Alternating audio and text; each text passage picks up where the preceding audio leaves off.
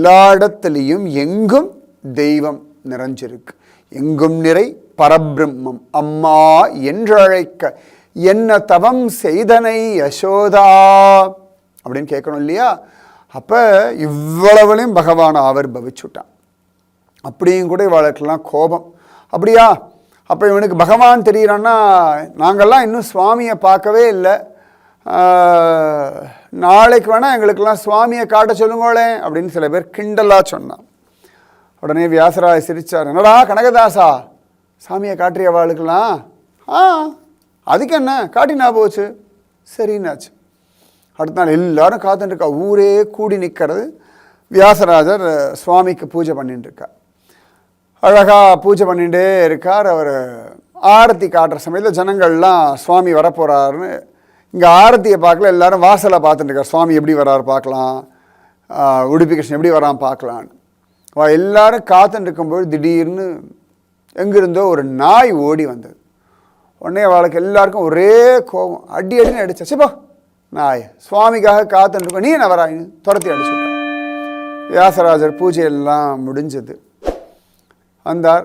என்னடா கனகதாசா, சுவாமி வந்தார்? வந்தார் சாமி. பொய் பொய் பொய் பொய், நாங்கள்லாம் அங்கே தானே காத்துட்டு இருந்தோம், யாரும் வரல, பொய் சொல்கிறான். குருநாதா, சுவாமி வந்தார். அவெல்லாம் அடித்து விரட்டிட்டா. டாய் ஏண்டா பொய் சொல்கிறாய்? நாங்கள் அடித்து விரட்டினது நாயை. உடனே கனகதாசர் கண்களில் கண்ணீர் வழியே சொன்னார், இன்றைக்கி நாய் ரூபத்தில் தான் அவன் வந்தான், ஆனால் அவெல்லாம் விரட்டி விட்டுவிட்டான்னார். குருநாதா, அது ஏதோ ஒரு தெருநாய் குருநாதா, அவன் வளர்றான் அப்படின்னு உடனே வியாசராஜர் சொன்னார், கனகதாசன் சொன்னது சத்தியம். உடுப்பி கிருஷ்ணன் நாய் ரூபத்தில் தான் வந்தான், நீங்கள் யாரும் அதை புரிஞ்சுக்கலை அப்படின்னு எல்லாரும் மன்னிச்சுடுங்க குருநாதா, நாளைக்கு திரும்ப சுவாமியை வர சொல்லுங்க. நான் சொல்ல முடியாது, அவன் கூப்பிட்டா சுவாமி வருவார். என்னடா நாளைக்கு வர சொல்லலாமா? ஆனால் யாரும் அடிக்காமல் இருக்கணும் அப்படின்னா சரி. அடிக்க மாட்டோம் அப்படின்னாச்சு. அடுத்த நாள் எல்லாரும் காத்துண்டு, இன்றைக்கி நாய் வந்தாலும் சரி, பூனை வந்தாலும் சரி, கழுதை வந்தாலும் சரி, எருமை வந்தாலும் சரி, பள்ளி வந்தாலும் சரி, காலில் விழுந்துடணும், சுவாமியை பிடிச்சுடணும்னு காத்துட்டு இருந்தார். வியாசராஜர் பூஜை பண்ணிட்டு இருக்கார். கரெக்டாக ஒரு ஆரத்தி காட்டுற சமயம் திடீர்னு எங்கிருந்தோ ஒரு பாம்பு வந்து அல்லறி அடிச்சுட்டு கூட்டம் எல்லாம் செதறி ஓடியாச்சு. அதுக்குள்ளே வியாசராஜர் பூஜையெல்லாம் முடித்தார். வந்த பாம்பு எப்படி ஓடி போயிடுது. உடனேயே வியாசராஜர், என்னடா சுவாமி வந்தாரா? உடனே வாழலாம் சொன்னா, நல்ல வேளை நாங்கள்லாம் உசுறு பழைச்சதே பாக்கியம், இன்றைக்கி சாமி வரல, நல்ல வேளை சுவாமி வரல, இந்த பாம்பு தான் வந்தது, நல்ல வேளை நாங்கள்லாம் சுவாமியை போய் பார்த்துருப்போம், அது கடிச்சிருந்தா ஏதோ புண்ணியம் ஓடிட்டோம். உடனே கனகதாசர் சொன்னார், இன்றைக்கி சுவாமி பாம்பாக தான் வந்தார். இவெல்லாம் பயந்து ஓடிட்டா. சுவாமி பாம்பாக இருந்தால் பயப்படாமல் இருப்போமா? ஆனால் அவருக்கு காட்சி கிடச்சிருக்கு, சுவாமி பாம்பாக கூட வருவார். அதனால தான் நம்முடைய சனாதன தர்மத்தில் பாம்பாக இருக்கட்டும், காகமாக இருக்கட்டும், கிளியாக இருக்கட்டும், எல்லாமே தெய்வ ரூபம். சுகபிரம்ம மகரிஷி தான் கிளி ரூபமாக இருக்கார். பதஞ்சலி முனிவர் பாம்பு ரூபமாகத்தானே இருந்துட்டுருக்கார். வியாக்ரபாதன்ற ரிஷி, இடுப்புக்கு கீழே அவருக்கு புலி மாதிரி தான் உடம்பு. இந்த மாதிரி எவ்வளவோ உண்டு. இங்கே எல்லாமே பகவானுடைய வாகனங்கள், இங்கே எல்லாமே தெய்வம்தான்.